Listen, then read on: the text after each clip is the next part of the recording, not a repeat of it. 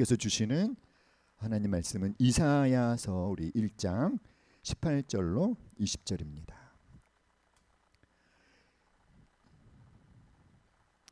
이사야서 1장 18절로 20절. 우리 다 같이 한 목소리로 함께 읽겠습니다. 시작. 여호와께서 말씀하시되 오라 우리가 서로 변론하자. 너희의 죄가 주홍 같을지라도 눈과 같이 희어질 것이요 진홍같이 붉을지라도 양털같이 희게 되리라. 너희가 즐겨 순종하면 땅의 아름다운 소산을 먹을 것이요 너희가 거절하여 배반하면 칼에 삼켜지리라. 여호와의 입의 말씀이니라. 아멘. 여러분은 어떤 과일을 좋아하시나요? 네, 다 좋아하십니까? 자, 너무 맛있게 생겼죠. 빨간 사과. 먹고 싶죠, 여러분. 네. 자, 사과를 샀어요. 겉을 보니까 너무 맛있게 생겨서 사과를 사서 이제 집에 와서 잘랐더니 세상에 이렇게 속이 썩었습니다. 겉은 분명히 어땠는데 이렇게 아주 맛 좋은 사과처럼 보였는데 잘라보니까 속이 썩었다. 그럼 여러분 기분이 좋으시겠습니까? 나쁘시겠습니까? 기분이 엄청 나쁘시겠죠. 그렇게 썩은 사과를 그래도 돈 주고 산 게 아까워서 잡수실 수 있겠어요? 나는 썩어도 썩었어도 돈 주고 산 것이 아까워서 먹겠다라고 하는 분들은 손을 한번 내려보십시오. 손을 다 내리시네요. 올리셔야죠, 그렇죠? 예.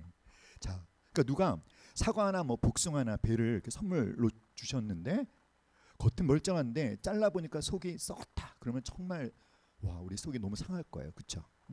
그러니까 여러분 겉이 중요합니까? 속이 중요합니까? 겉과 둘 다 중요한가요? 겉도 좋아야 되고 속도 좋아야 되는데 진짜 중요한 건 속이 좋아야죠, 그렇죠? 겉만 번지르르 해봤자 속이 안 좋으면 아무 소용이 없는 거죠. 바로 이런 속을 뭐라고 얘기하냐면 본질, 진짜.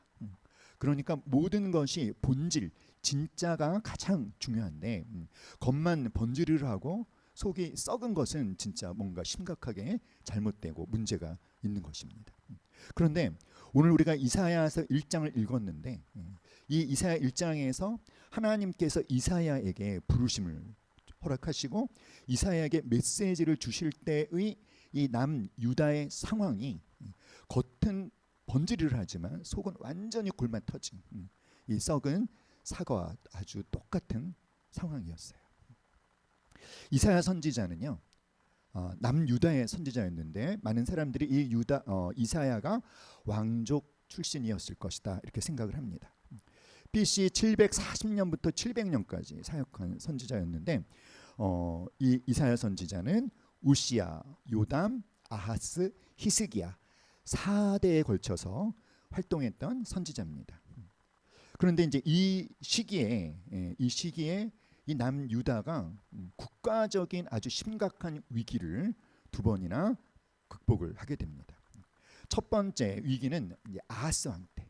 아하스 왕 때 북쪽에 있는 아람과 북이스라엘 연합군이 남유다를 침공했었어요. 그런데 아주 멋지게 그 위기를 잘 극복합니다.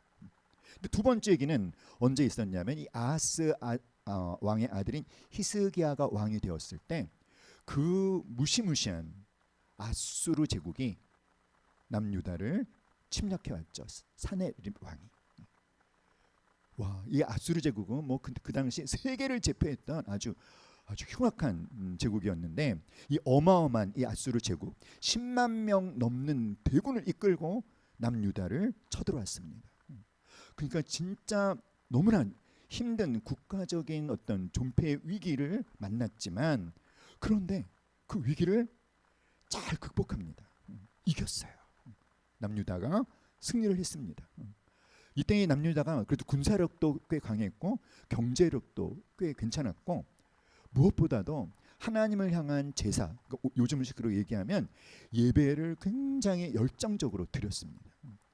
자, 이 유다 백성들은 아하스 왕 때, 또 히스기야 왕 때 그들에게 닥친 국가적인 위기를 하나님의 물론 하나님의 도우심이죠. 하나님의 도우심으로 잘 극복하고 나서는 어떤 마음을 가졌냐면, 우리가 하나님 앞에 참 예배를 잘 드리니까, 우리가 하나님 앞에 제사를 잘 드리니까 하나님이 우리를 기뻐하셔서 우리에게 이런 복을 주시는구나, 이렇게 생각을 하고 있었어요. 나름대로 우리가 하나님을 잘 섬기고 있다, 잘 믿고 있다, 이런 생각들을 하고 있는 그 상황에, 그런데 이사야에게 남유다를 향한 하나님의 메시지가 임한 것입니다. 우리가 오늘 이사야 1장 18절로 20절까지만 읽었지만 1절부터 15절까지 읽어보면요, 그 내용이 굉장히 끔찍한 내용들이에요. 한마디로 말하면 하나님께서 이 남유다 백성들에게 뭐라고 말씀을 하고 계시는 걸까요? 많은 성경학자들이 이 이사야 1장에서 유다를 향한, 남유다를 향한 하나님의 메시지를 이렇게 얘기합니다. 함께 말해볼까요? 시작. 야, 이 개만도 못한 것들아. 여러분, 이거 사실 굉장히 이렇게 좀 순화시켜서 표현한 거예요. 보통 뭐라고 그러죠? 야, 이 개 XS들아, 이렇게 얘기하잖아요. 한마디로 말해서 이사야 1장에서 남유다를 향한 하나님의 메시지는 야, 이 개 XX들아 라는 거예요. 엄청나게 하나님이 이 남유다 백성들을 책망하고 계십니다. 꾸짖고 계십니다. 왜 이렇게 하나님이 화가 나셨을까요? 이사야서가 참 흥미로운 말씀이에요, 여러분. 이사야서는 모두 66장으로 되어 있는데, 여러분, 신구약 성경이 모두 몇 권이죠? 66권이잖아요. 그렇죠? 자, 구약이 몇 권? 39권. 신약이 27권인데 이사야서의 구조가 성경의 구조와 일치를 합니다. 1장부터 39장이 전반부, 이사야의 전반부에 해당하죠. 구약 39권. 그리고 40장부터 66장이 이사야서의 후반부에 해당하는데 신약 27권. 그리고 이사야서가 또 재밌는 게 뭔지 아세요, 여러분? 성경을 창세기부터 요한계시록까지 성경을 이렇게 목록표를 쭉 적으면 이사야서가 정 중앙에 위치해 있어요. 이사야서에는 별칭이 있습니다. 어떤 별칭이 있냐면 제5복음서. 우리는 사복음서 알죠, 여러분? 마태, 마가, 누가, 요한. 그런데 이사야서를 제5의 복음서다, 이렇게 얘기합니다. 이사야서의 주제가 뭘까요? 이사야서의 주제는 성경의 주제와 똑같은데 바로 예수 그리스도입니다. 그런데 이 전반부에 해당하는 이 1장부터 39장의 내용은 유다 백성들을 향한 하나님의 꾸지람과 책망, 그래서 하나님께서 그들을 뭐 하신다? 심판하신다는 심판의 메시지로 가득 차 있습니다. 1장만 하나님께서 그들을 책망하시는 것이 아니라 이 하나님의 책망이 몇 장까지? 39장까지 가는 거예요. 너희들이 회개하고 하나님께로 돌이키지 아니하면 하나님께서 너희들을 심판하실 것이다. 그런데 유다 백성들은 돌이키지 않았습니다. 자, 근데 이것이 충격적인 게 뭐냐면 이런 메시지가 하나님으로부터 이사야를 통해 유다 백성들에게 전해지기 전까지는요, 유다 백성들 스스로는 자신을 어떻게 생각했을까요? 하나님을 참 잘 섬기고 있다, 하나님을 잘 예배하고 있다, 이렇게 생각을 하고 있었습니다. 자, 우리 13절부터 우리 15절까지 우리 성경을 보고 한번 읽어볼까요? 그런데 13절부터 15절, 하나님께서 막 화를 내시는데 어떻게 화를 내시는지 한번 확인해 볼까요? 13절부터 시작. 헛된 재물을 다시 가져오지 말라. 분향은 내가 가증히 여기는 바요. 월삭과 안식일과 대회로 모이는 것도 그러하니 성회와 아울러 악을 행하는 것을 내가 견디지 못하겠노라. 내 마음이 너희의 월삭과 정한 절기를 싫어하나니 그것이 내게 무거운 짐이라. 내가 지기에 곤비하였느니라. 너희가 손을 펼 때 내가 내 눈을 너희에게서 가리고 너희가 많이 기도할지라도 내가 듣지 아니하리니 이는 너희의 손에 피가 가득함이니라. 하나님이 지금 엄청 화를 내고 계시죠. 뭐라고 말씀하십니까? 헛된 재물을 가져오지 말래요. 이 이사야 1장 13절로 15절을 유진 피터슨이 이 말씀을 의역한 이 메시지 성경에서 이렇게 표현했어요. 예배의 신용놀이 이제 그만 집어치워라. 가짜는 경건 노름 더 이상 참기 어렵다. 모임 이런저런 집회들 정말 나는 싫다. 신물이 난다. 너희들이 드리는 그 모든 제사 하나님이 전혀 뭐 하신다? 기뻐하지 않으신다는 거예요. 자, 이 유다 백성들은 이런 말씀을 들었을 때 아마 이해를 못했을 것 같아요. 왜냐하면 그들이 하나님 앞에 제사를 드릴 때 굉장히 열심히, 굉장히 열정적으로 하나님께 제물을 드렸습니다. 11절 말씀을 보면 다 같이 읽어볼까요? 시작. 여호와께서 말씀하실 때 너희의 무수한 제물이 내게 무엇이 유익하뇨? 나는 숫양의 번제와 살찐 짐승의 기름에 배불렀고 나는 수송아지나 어린 양이나 숫염새의 피를 기뻐하지 아니하노라. 자, 여기 보시면 우리가 주목해야 될 게 뭐냐면 너희의 무수한 제물. 이건 뭐냐면 유다 백성들이 하나님께 제사를 드릴 때 정말 세는 것이 불가능할 정도로 엄청나게 많은 제물을 하나님께 드렸다는 거예요. 자, 살진 짐승의 기름이라는 게 뭐냐면요. 살진 짐승의 기름, 가장 그 제물 중에서 가장 가치가 뛰어난 것들. 그러니까 살찐 짐승이라는 거 한마디로 말하면 요즘식으로 표현하면 소고기 등급 매기는 거 여러분 아시죠? 가장 최상급이 뭐예요? 트리플 A, AAA, 최상급의 수송아지의 가장 가치 있는 기름을 하나님 앞에 구별하여 드렸다는 거예요. 자신들은 구경하기조차 힘든 가장 값진 고기의 가장 값진 부분을 하나님께 이렇게 열정적으로 하나님께 드렸는데 하나님의 반응은 무엇입니까? 기뻐하지 아니하노라. 기뻐하지 아니하노라. 우리가 좀 전에 읽었던 13절 그래서 뭐라고 말씀하셔요? 헛된 재물 이렇게 얘기하셔요. 너희가 아무리 엄청나게 열정적으로 내게 재물을 드린다고 해도 그 모든 것은 다 어떻다? 헛되다. 다시는 가져오지 말라. 너희들이 분양하는 것은 내가 어떻게 여긴다? 가증히 여긴다. 가증히 여긴다. 왜 이렇게 열정적으로 하나님께 제사를 드리는 이 유다 백성들의 제사에 대해서 하나님은 가증히 여긴다, 헛된 죄물 기뻐하지 않는다라고 말씀하실까요? 자, 분명히 유다 백성들에게 아주 심각한 문제가 있다는 것이겠죠. 아무 문제도 없는 하나님이 이렇게 반응하실 까닭이 없지 않겠습니까? 그들에게 있는 문제가 무엇일까요? 12절 말씀에 힌트가 나와요. 너희가 내 앞에 보이러 오니 이것을 누가 너희에게 요구하였느냐? 내 마당만 밟을 뿐이니라. 자, 너희가 내 앞에 뭐하러 온다? 보이러 온다라는 게 뭘까요?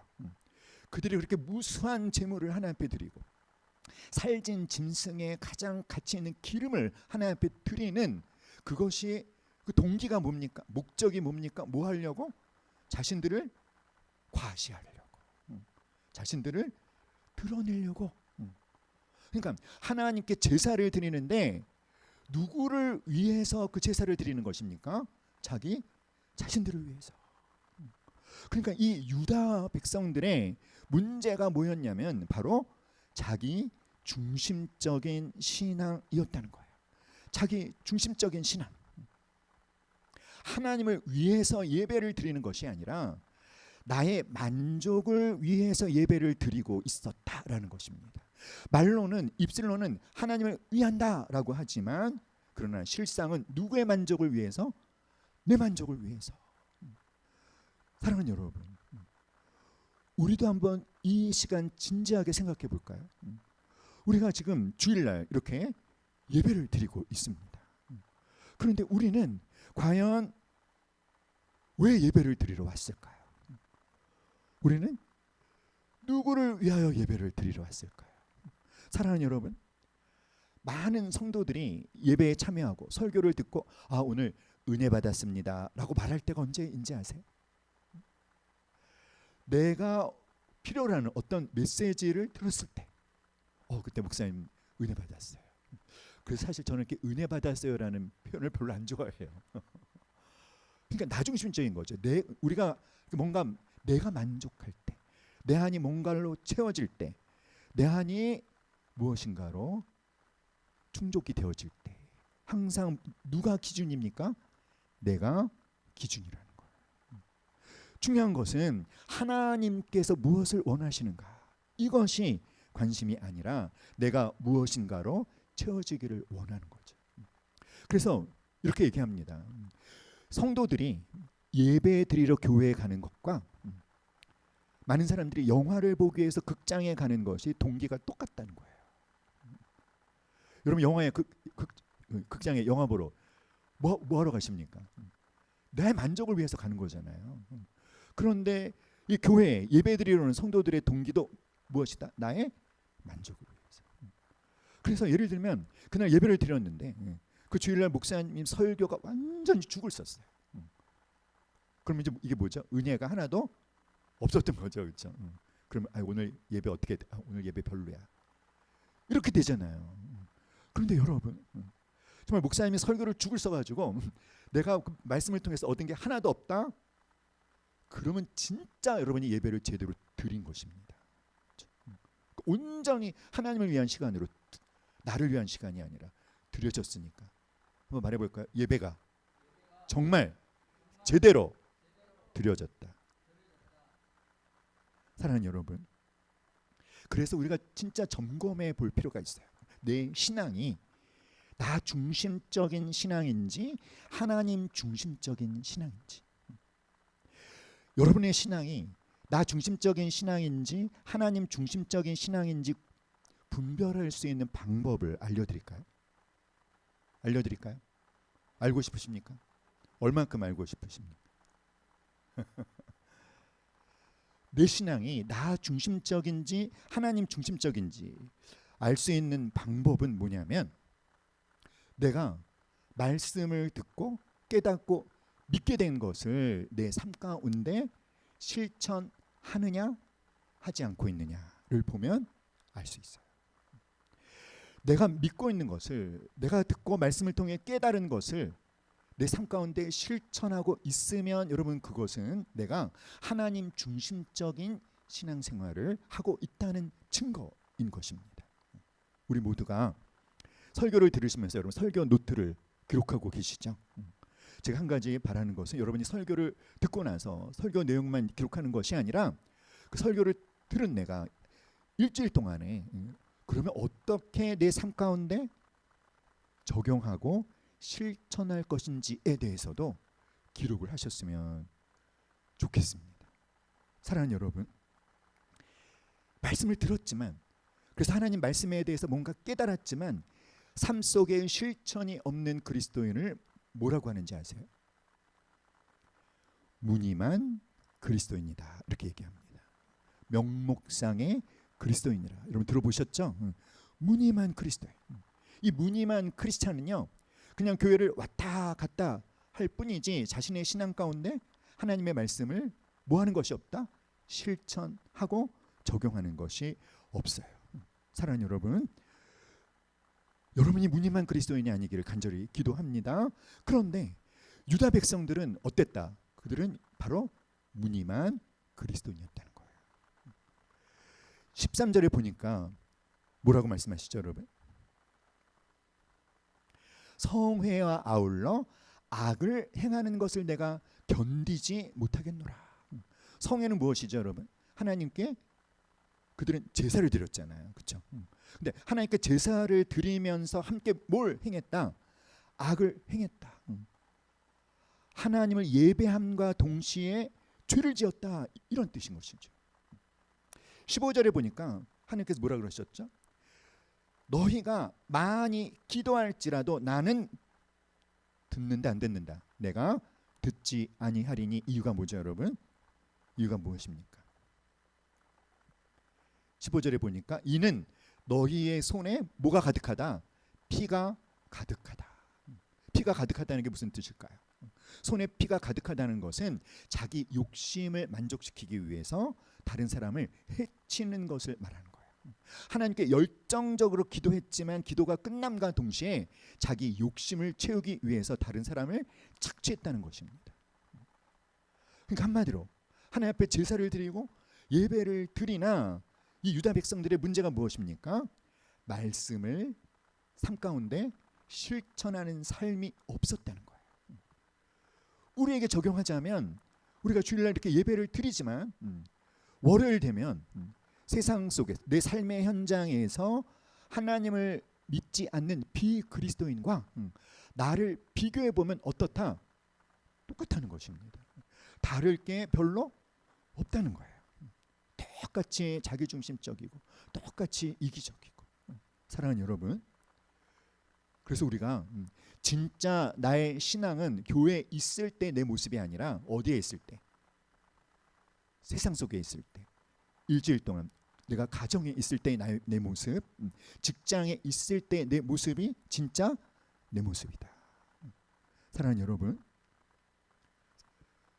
우리가 정말 오늘 예배를 드리러 와서 하나님의 말씀을 듣고 깨닫게 되고 도전받은 것을 사랑하는 여러분, 일주일 동안 삶의 현장에서 실천하는, 적용하는 우리 모두가 될 수 있기를 간절히 축원합니다. 그래서 하나님께서는 유다 백성들에게 간절하게 촉구하고 계시죠. 너희는 시작. 너희는 스스로 씻으며 스스로 깨끗하게 하여 내 목전에서 너희 악한 행실을 버리며 행악을 그치고 선행을 배우며 정의를 구하며 학대받는 자를 도와주며 고아를 위하여 신원하며 과부를 위하여 변호하라 하셨느니라. 악한 행실을 버려라. 여러분, 악한 게 뭐냐면요, 속과 겉이 일치하지 않는 게 악한 것입니다. 아는 것과 행하는 것이 다른 것이 악한 것입니다. 그 악한 행실을 버리는 저와 여러분 될 수 있기를 간절히 기도합니다. 선행을 배워라, 정의를 구해라, 학대받는 자를 도와줘라, 고아를 위하여 신원하라, 과부를 위하여 변호하라. 라는 것은 뭐예요? 하나님의 말씀을 통해 깨달은 것을 삶 가운데 뭐해라? 살아내라는 거예요. 적용하라는 것입니다. 실천하라는 것입니다.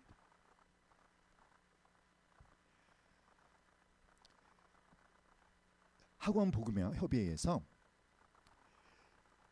크리스찬 대학생들과 그 다음에 이제 그 교회를 다니지 않는 대학생들을 대상으로 조사를 했어요. 조사를 했는데 조사한 건 이겁니다. 가장 친한 친구와 최근에 만났을 때 음주와 흡연을 했습니까? 그랬더니 믿지 않는 사람들은 38.9%가 음주와 흡연을 했다. 근데 이제 교회 다니는 대학생들은 20.3%가 음주와 흡연을 했다. 차이가 좀 나죠? 6개월간 그 종교 관련한 단체 모임에 참여했습니까? 그랬더니 개신교 학생들은 44.2%. 근데 교회 다니지 않는 학생들은 1.9%. 엄청나게 차이가 나죠. 지난 1년간 기부금을 정기적으로 혹은 비정기적으로 납부했습니까? 그랬더니 개신교 대학생들은 30.9% 납부했다. 그런데 비개신교 대학생들은 19.5%. 굉장히 차이가 납니다. 자, 종교 필요라는 게 뭐냐면 종교를 가질 필요성을 느낍니까? 그랬더니 물론 뭐 교회 다니는 친구들이니까 67%가 느낀다. 그런데 교회 다니지 않는 사람들, 대학생들 중에서는 24.6%밖에 없었어요. 그래서 여기 나온 뭐 그러니까 이성을 사귈 때 그 사람이 종교가 있어야 된다고 생각합니까? 그랬더니 네. 교회 다니지 않는 대학생들은 0.8%. 그런데 교회를 다니는 대학생들 가운데에서는 17.1%. 생각보다 너무 적지 않습니까, 여러분? 자, 혼전 순결을 지켜야 됩니까? 그랬더니 저는 이게 너무, 물론 개신교와 비개신교 대학생들을 비교해 보면 차이가 나기는 하지만 교회 다니는 대학생들 가운데에서도 22.8%만이 혼전 순결을 지켜야 된다라고 생각하고 있다는 것에 참 충격을 받았어요. 여러분 어떻습니까? 성경험이 있느냐, 이건 더 충격적이에요. 교회 다니지 않는 대학생들 26.2%가 성관계 경험이 있다. 그런데 교회를 다니는 대학생들도 15.8%가 성관계 경험이 있다. 물론 차이가 나죠. 훨씬 이 교회를 다니는 크리스찬 대학생들 퍼센티지는 확실히 적지만 있어요. 자, 혼전 동거에 대해서는 어떻게 생각하냐 그랬더니 그래도 이거는 좀 안심스러워요. 74.6%가 교회 다니는 대학생들 중에서는 반대한다. 그리고 비개신교에서는 61.7%가 반대한다. 자, 이거는 그러니까 교회를 다니는 대학생과 교회를 다니지 않는 대학생들 사이에 이렇게 뚜렷하게 좀 차이가 나는 그런 결과들이에요. 그런데 어떤 결과가 있었냐면 차이가 거의 없는 통계 결과들이 있었습니다.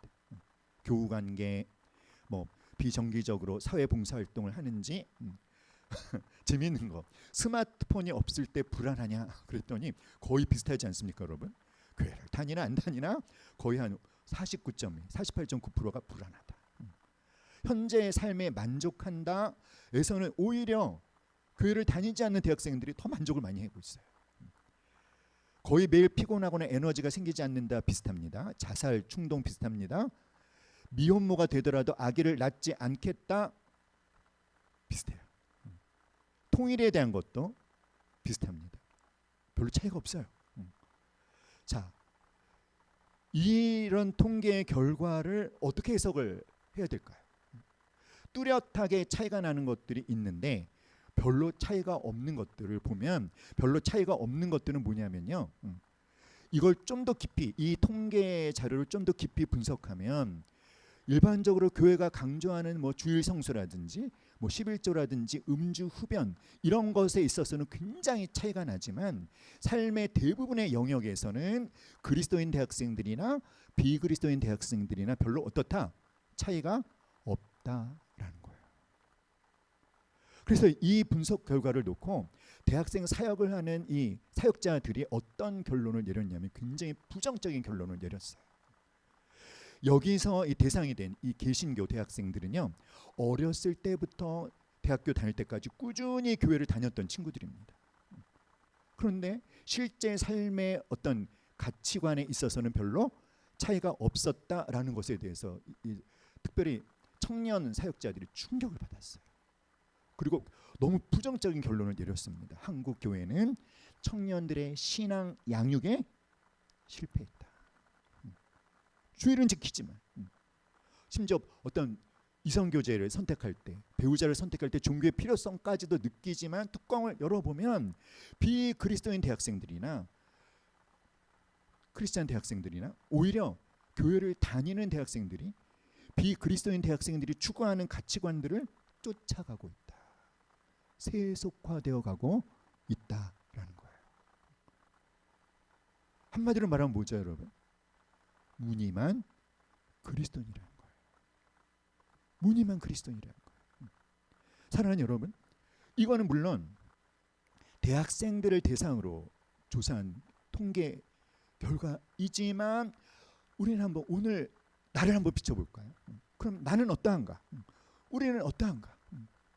사랑하는 여러분, 더 충격적인 결과가 있어요. 뭘까요? 이거예요. 이것도 역시 대학생들을 대상으로 교회를 다니는 대학생들을 대상으로 일주일 동안 성경 읽는 시간을 조사를 했어요. 그랬더니 63.7%가 읽지 않는다. 일주일 동안 한 번도 안 읽지 않는다가 63.7%. 30분 정도 읽는다. 이거 하루가 아닙니다. 일주일에 30분 5.4%. 30분에서 1시간 이내가 8.3%. 일주일 동안 1시간에서 2시간이 12.6%, 2시간 이상이 10%. 사랑하는 여러분, 여러분 어디에 해당합니까? 성경 읽는 거. 손 안 들으셔도 돼요. 근데 참 충격적이죠, 여러분. 교회를 열심히 다니고 있는데, 주일을 열심히 성수하고 있는데 일주일 동안 성경을 한 번도 안 읽는 퍼센티지가 63.7%나 된다. 그러니까 무늬만 그리스도인인 성도들이 왜 이렇게 많은 까닭이 뭐겠습니까, 여러분? 뭘까요? 기도 시간도 조사를 해봤어요. 자, 명목상 교인이 뭐냐면 이게 무늬만 그리스도인들. 비명목상 교인은 자기 스스로는 나는 무늬만 그리스도인 아니에요. 나는 진짜 리얼 크리스찬이에요. 생각하는 사람들. 나누어서 했더니 자, 여러분은 명목상 그리스도인이라고 믿습니다. 그랬더니 명목상 교인 중에서도 매일 기도하는 퍼센티지는 14.3%. 자주 생각날 때마다 기도한다가 24.7%. 가끔 필요할 때만 기도한다 39.1%. 그런데 제가 잘못했군요. 비명목상 교인을 놓고 생각했어야 되는데. 근데 보면은 비명목상, 그러니까 나는 그 무늬만 그리스도인이 아니에요 하는 사람들 중에 37.4%가 매일매일 기도합니다. 37.4%만 매일 기도합니다. 자주 생각날 때마다 기도한다 40.2%. 가끔 필요할 때만 기도한다 21%. 거의 안 한다 1.4%. 사랑하는 여러분, 여러분은 무늬만 그리스도인입니까? 아니면 진짜 그리스도인입니까? 근데 여러분은 어디에 해당합니까?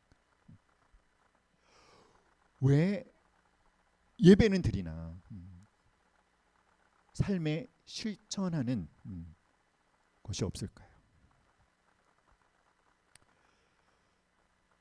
올해 우리 예비교회 주제 말씀이잖아요. 그렇죠? 디모데전서 4장 5절. 하나님의 말씀과 기도로 거룩하여지니라. 사랑하는 여러분, 오늘이 6월 마지막 주예요. 25년을 6개월 지나갔어요. 그래서 우리가 한번 결산을 해봤으면 좋겠다 싶어서 오늘 이 말씀을 듣겠습니다. 우리는 과연 하나님이 기뻐할 만한 그런 믿음의 삶을 살고 있는 것인지. 사랑하는 여러분, 우리가 이 세상 속에서 살지만 우리는 이 세상에 속하지 않은 하나님의 구별된 거룩한 하나님의 백성들인 줄 믿습니다. 그런데 우리로 하나님을 믿지 않는 그런 사람들과 구별되게 하는 것이 무엇이다? 말씀과 기도라는 거예요. 말씀과 기도. 사랑하는 여러분, 내 삶에서 하나님의 말씀과 기도에 어느 정도의 우선순위를 부여하고 있는지를 이 한 가지만 보면 알 수 있습니다. 내가 말씀과 기도의 삶을 사는데 어느 정도의 시간을 투자하고 있는지 진단해 보시고 그리고 나머지 6개월, 앞으로 남아있는 이 25년의 6개월은 전반부와 다르게 살아야 되겠다라는 결심을 하는 참 은혜로운 이 예배 시간이 되었으면 좋겠습니다. 아멘이신가요, 여러분? 자, 그런 생각을 해봤어요. 어떻게 하면 우리 자신을 좀 더 진단해 볼 수 있을까? 그래서 이런 생각을 해봤습니다.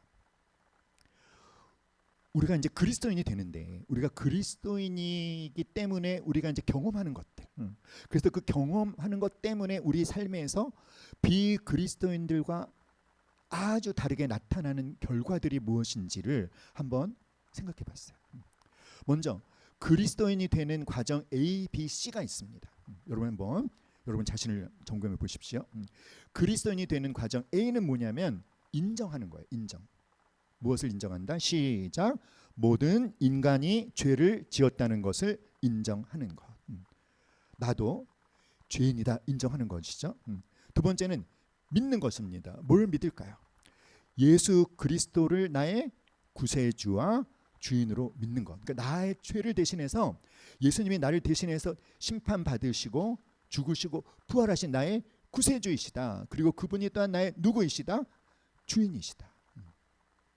죄를 지었다는 것을 인정하고 예수님을 나의 구세주와 주인으로 믿고, 그 그 다음에는 고백하는 거예요. 입술을 열어서 예수님이 나의 주인이십니다.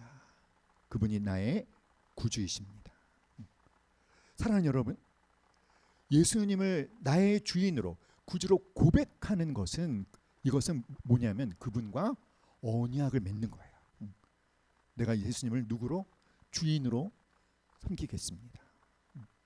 그래서 이렇게 그리스도인이 되는 이 과정 ABC를 거친 그리스도인들에게 비그리스도인들에게는 찾아볼 수 없는 두 가지 결과가 나타날 수밖에 없는데요. 그 첫 번째는 뭐냐면 충성이에요. 충성. 누구에게? 예수님께 충성하게 되는 결과가 나타납니다. 왜 이런 결과가 나타날까요? 내가 알기 때문이죠. 무엇을? 예수님이 나를 사랑하신다는 것을. 어느 정도로? 당신의 목숨을 주시기까지. 그래서 나는 그분을 신뢰하게 되고 그래서 그분께 나를 맡기게 됩니다. 내가 예수님께 나를 맡기면 예수님이 나를 위해서 무엇을 하실 수 있는지를 너무나 잘 알기 때문에 나로 하여금 가장 최선의 삶을 살게 하도록 살 수 있도록 나를 책임지신다는 것을 알기 때문에 나는 나를 어떻게 한다? 예수님께 맡긴다는 거예요. 내가 예수님이 나를 사랑한다는 것을 알고 그래서 내가 나를 온전히 예수님께 맡기는 결과로 나를 목숨을 주시까지 사랑했던 그 예수님께 나는 뭐한다? 충성과 헌신을 하게 되는 거죠. 여러분 이것이 그리스도인과 비그리스도인의 아주 확연한 차이점입니다. 충성의 대상이 다른 거예요. 비그리스도인들의 충성의 대상은 나예요. 그러나 그리스도인들의 충성의 대상은 예수님이십니다. 할렐루야. 아멘. 충성의 대상이 바뀌는 것입니다. 근데 그분께 충성하고 그분께 헌신하는 일이 결코 슬픈 일이 아니에요. 너무나 기쁘고 신나는 일인 것입니다. 할렐루야. 충성. 두 번째는 어떤 것이냐면 마음의 변화예요. 마음의 변화. 좀 더 자세히 말씀드리면 5가지. 다 같이 시작. 새로운 성품을 갖게 됨, 새로운 동기를 갖게 됨, 성경의 진리를 발견하는데 흥미를 갖게 됨, 믿음의 지체들을 사랑하게 됨, 그리스도를 증거하기를 갈망하게 됨. 특별히 이거 아셔야 돼요. 우리가 예수님을 내 마음에 모셔드리면 성령님이 내 안에 들어오시면서 나를 완전히 새롭게 창조하셔서 그래서 우리를 뭐라고 얘기합니까? 새로운 피조물, 새 생명. 믿습니까 여러분? 다른 식으로 말하면 우리 속에 예수님이 주인으로 들어오시면서 따라합시다. 나는 예수님의 성품을 갖게 되었다. 할렐루야.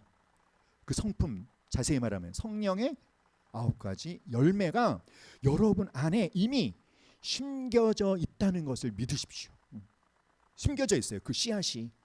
그 씨앗이 싹을 내고 열매를 맺을 수 있게 하는 방법이 무엇입니까?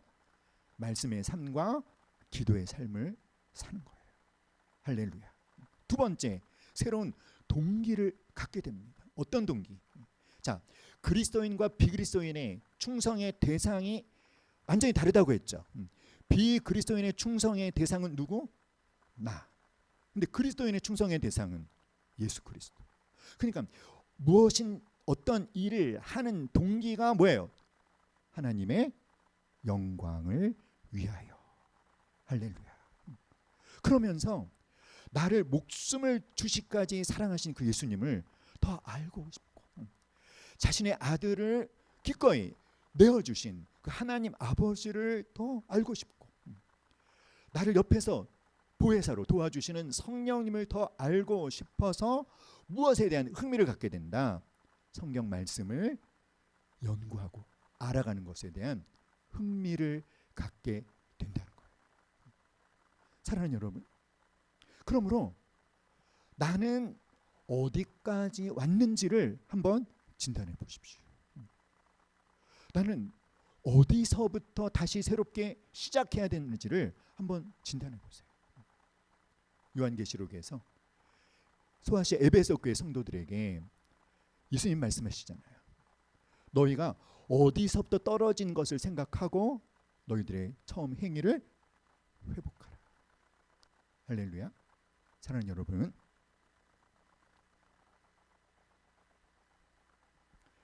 요한복음 8장 31절 시작. 너희가 내 말에 거하면 참으로 내 제자가 되고. 우리가 예수님의 제자가 되는 것은 예수님께 충성하고 예수님께 헌신하고 예수님의 성품을 온전히 닮아가는 그 예수님의 제자가 되는 것이죠. 그런데 어떻게 할 때? 주님의 말씀에 거할 때, 말씀의 삶을 실천할 때. 어떻게 실천할 수 있습니까? 자, 우리 왼손 다 같이 해볼까요? 새끼손가락 시작. 듣기, 읽기, 배우기, 암송하기, 묵상하기. 다시 한번 듣기, 읽기, 배우기, 암송하기, 묵상하기. 이것들을 하는 최종적인 목적은 무엇이다? 적용하기. 손바닥은 적용하기입니다. 다시 한번 새끼손가락부터 시작. 듣기, 읽기, 배우기, 암송하기, 묵상하기, 적용하기. 할렐루야. 그러므로 사랑하는 여러분, 주일날 예배를 드리고 이제 삶의 현장에 돌아가셨을 때 말씀의 삶을 어떻게 살 것인지를 구체적으로 계획하고 실천하실 수 있기를 주님의 이름으로 축원합니다. 아멘. 새끼손가락부터 다시 시작. 듣기, 읽기, 배우기, 암송하기, 묵상하기, 손바닥은 적용하기. 아멘. 야고보서 2장 26절. 영혼 없는 몸이 죽은 것 같이 행함이 없는 믿음은 죽은 것이니라. 나를 구원해주는 이 나의 믿음이 정말 나를 구원해주는 살아있는 믿음이라면 그 믿음의 살아있음이 무엇을 통해서 나타난다? 행함을 통해서, 실천을 통해서, 적용을 통해서. 그렇게 할 수 있게 하시려고 성령님이 우리 안에 우리와 우리를 떠나지 않고 함께 하시는 것입니다. 할렐루야. 사랑하는 여러분, 우리가 오늘 예배를 드렸어요. 지난주에 목요반에 어떤 그 훈련받는 우리 조이 훈련받는 자매님이 저한테 물어봤어요. 목사님, 그분이 정말 교회를 다닌 지 얼마 안 되신 분이 덜컥 조이를 등록을 하셔갖고 훈련을 얼마나 열심히 받고 계시는지 모르는데 굉장히 기초적인 걸 다 몰라요. 예배가 뭐예요? 회개가 뭐예요? 이렇게 물어보셔갖고 제가 설명을 드렸어요. 우리가 하나님을 예배한다는 것은 하나님, 당신이 가장 최고의 가치를 지닌 분이십니다. 이렇게 하나님을 인정해 드리는 것이 예배입니다. 그런데 주일날 와서 예배 드릴 때만 그렇게 하는 것이 아니라 일주일 동안 내 삶의 현장에서 실제로 하나님을 내 삶의 최우선순위에 모시며 사는 그 일상의 예배를 또 드릴 수 있으셔야 됩니다. 이렇게 말씀을 드렸어요. 그럼 목사님, 회개는 또 뭐 하는 거예요? 회개는요, 쉽게 말하면 180도 방향을 전환하는 거예요. 내가 무엇인가를 잘못했다는 것을 알면 이제 그 잘못된 방향으로 가던 발걸음을 완전히 반대 방향으로 돌이켜서 걸어가는 것. 그것이 회개입니다. 사랑하는 여러분, 이사야 1장에서 하나님께서 이사야 선지자를 통해서 유다 백성들에게 막 화를 내시고 책망하시고 꾸짖으시고 이 개만도 못한 놈들아 라고 심한 말씀을 하신 이유는 하나님의 본심은요, 그들을 심판하려고 하시는 것이 결코 아니에요. 하나님이 원하시는 것은 무엇일까요? 18절 말씀 시작. 여호와께서 말씀하시되 오라 우리가 서로 변론하자. 너희의 죄가 주홍 같을지라도 눈과 같이 희어질 것이요 진홍같이 붉을지라도 양털같이 희게 되리라. 너희가 즐겨 순종하면 땅의 아름다운 소산을 먹을 것이요 너희가 거절하여 배반하면 칼에 삼켜지리라. 여호와의 입의 말씀입니다. 하나님이 원하시는 것은 무엇일까요? 그들이 회개하고 하나님께로 돌이키는 것입니다. 무늬만 그리스도인이 아니라 진짜 리얼 하나님의 백성이 되기를 원하시는 것입니다. 여러분, 우리가 지난 6개월 동안 어떤 식으로 살았든지 이 25년의 남은 6개월을 정말 돌이켜야 될 것들이 있다면 온전히 돌이키고 다시 새롭게 시작하는 것을 결단하는 오늘 이 시간이 될 수 있기를 주님의 이름으로 축복합니다. 우리 함께 찬양하겠습니다.